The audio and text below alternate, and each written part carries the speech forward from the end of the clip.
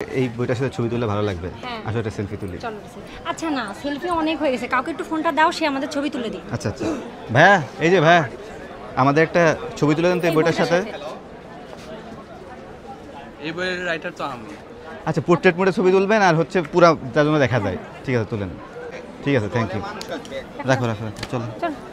Hello everyone, welcome to our new vlog. আজকের ভ্লগে আমরা চলে যাচ্ছি ঢাকা অমর একুশে বইমেলায়। সেখানে গিয়ে আমরা আপনাদেরকে দেখাবো আমরা কীভাবে আনন্দ করলাম, কীভাবে আমরা ঘুরলাম ফিরলাম এবং বইমেলায় কী কী পাওয়া যায়। এছাড়াও বইমেলায় আরও কী কী করলে সাধারণ জনগণের কাছে আরও বেশি আকর্ষণীয় হবে এবং আরও বেশি করে তারা বইমেলায় আসবে, সেটাও আমরা এই ভ্লগে আপনাদেরকে বলার চেষ্টা করেছি।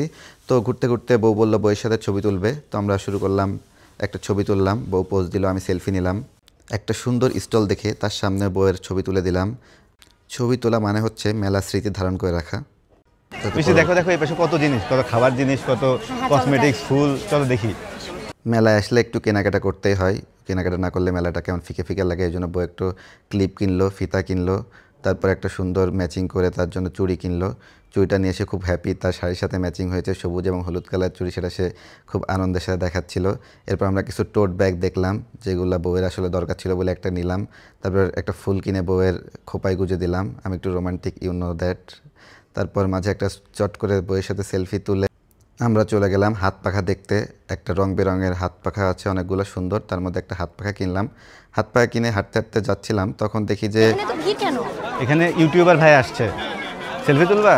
হ্যাঁ, কন্টেন্ট চলো ক্রিয়েট করে। দেখি, চলো। হ্যাঁ হ্যাঁ, আমরা একটা সেলফি তোলার অনেক ট্রাই করছিলাম, কিন্তু ইউটিউবার ভাইয়ের সামনে এত ভিড় ছিল যে অনেক চেষ্টা করেও আমরা সেলফি তুলতে পারি নাই। তো নিজেরাই একটা বইয়ের সামনে ছবি তুললাম। আমরা শান্তিমতো ছবি তুলছিলাম, এর মধ্যে স্টলের একটা বউ বাগড়া দিয়ে বসলো। বই কিনবো না, দেখতেছি, পরে পরে আসবো, ঠিক আছে। দেখো ওই যে বাতিঘর লেখা প্রকাশনটা কত সুন্দর, চলো ছবি তুলে আসি। চলো চলো, আমার সিঙ্গেল ছবিও তুলে দিই। চলো চলো। একটা দেয়ালে দেখি বাতিঘর লেখা আছে, তার সামনে সবাই ছবি তুলছে, তো আমরাও ছবি তুললাম। ছবি তুলতে তুলতে ক্লান্ত হয়ে বউ বললো যে তার খিদা লাগছে, ফুচকা খাবে। ফুচকা খাবা? হ্যাঁ খাবো। চলো যাই। ফুচকা কই? ফুচকা ফুচকা ফুচকা কোন দিকে? ফুচকা খেয়ে কোনো মতে পেটটা ঠান্ডা করে যখন ভাবছি যে আরও দু একটা স্টলে গিয়ে ছবি তুলবো, তখন রাস্তায় একজন রিপোর্টারের সাথে দেখা। সে আমাদেরকে জিজ্ঞেস করলো বইমেলায় ঘুরে কেমন লাগছে। আমি বললাম মেলা মানে আসলে নস্টালজিয়া, ছোটোবেলায় খুব মেলায় ঘুরেছি, সেই নস্টালজিয়ার টানেই, সেই ফিলিংসের টানেই আবার মেলায় ফিরে এসেছি। কিন্তু এখানে মেলায় এসে যা দেখলাম যে আনন্দ করার জিনিসপত্র খুব কম, বাচ্চাদের আসলে তেমন কিছুই নেই। যদি কিছু রাইড থাকতো, লাইক আপনার মেরিগো রাউন্ড, নাগরদোলা, নৌকা, এগুলা হইলে খুব ভালো হইতো, বাচ্চারা আরও মজা পেত। তাছাড়া এখানে শুধু বইয়ের দোকান বেশি, একটা মেলায় এত বইয়ের দোকান হলে সেটা আসলে মানটা নষ্ট হয়। এখানে বইয়ের দোকান বাদেও যদি আরও কিছু শাড়ির দোকান, কসমেটিক্সের দোকান, ফুলের দোকান, খেলনার দোকান, থ্রি পিসের দোকান, এরকম আরও অনেক দোকান থাকতো, তাহলে মেলাটা আরও জমতো বলে আমার মনে হয়। একটা বইয়ের দোকানের পরে দুইটা শাড়ির দোকান, দুইটা খাবারের দোকান, এইভাবে হলে ভালো হয়।